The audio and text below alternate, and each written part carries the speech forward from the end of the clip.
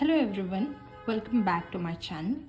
Yesterday we learned about the upper limb bones. That is the first one. We learned about the clavicle.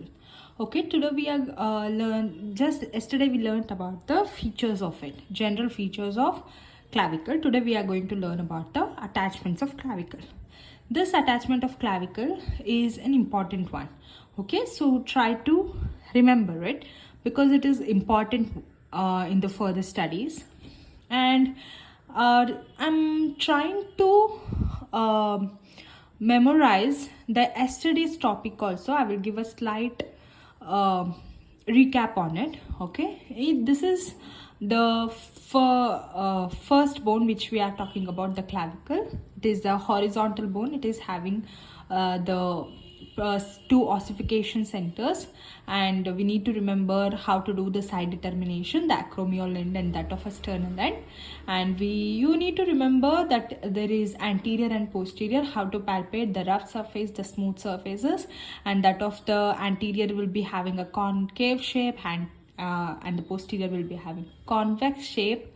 And then you also need to remember the prominence which are present in the posterior side, that is the conoid tubercle, the trapezoid ridge, and the subclavian groove, and then that of the impression of the costoclavicular ligament. There is no need you need to remember all of this. You just need to remember that of the trapezoid ridge and the conoid tubercle, because this part is having the muscle attachments, which is important. And you also need to know about the subclavian groove. Okay, subclavian groove and that of a conoid tubercle is important, these two.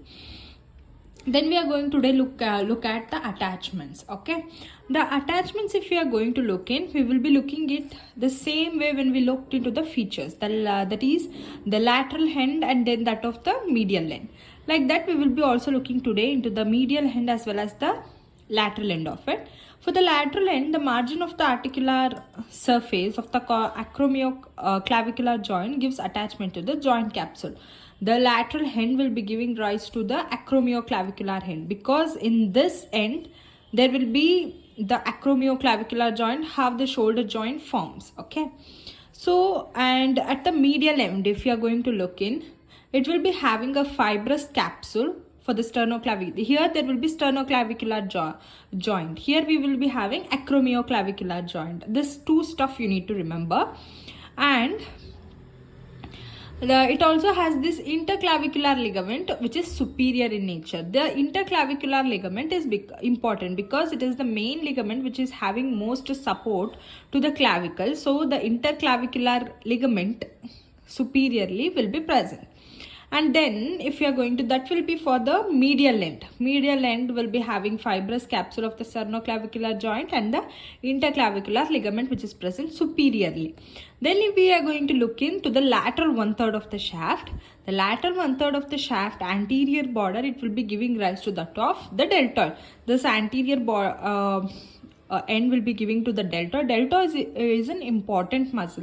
You need to remember the origin, insertion, nerve supply, blood supply, as well as the action of the deltoid, because it is the primary muscle which is involved in the shoulder actions. Okay, so then the anterior border will be having deltoid and the posterior border will be having trapezoid. The lateral end of the clavicle will be having anterior deltoid, which is anterior border will be having deltoid. The posterior border will be having trapezius. Just look into the colors of it. Okay, this red colored, it shows that it is deltoid, and the blue color, it is a different one than that of red. It is showing that it is a trapezius. Okay, then that of the conoid tubercle and the trapezoid ridge gives attachments to the conoid and trapezoid parts of the coracoclavicular ligament. Okay, we are going to look in through here where we can see that we have the medial 2/3 of the shaft also.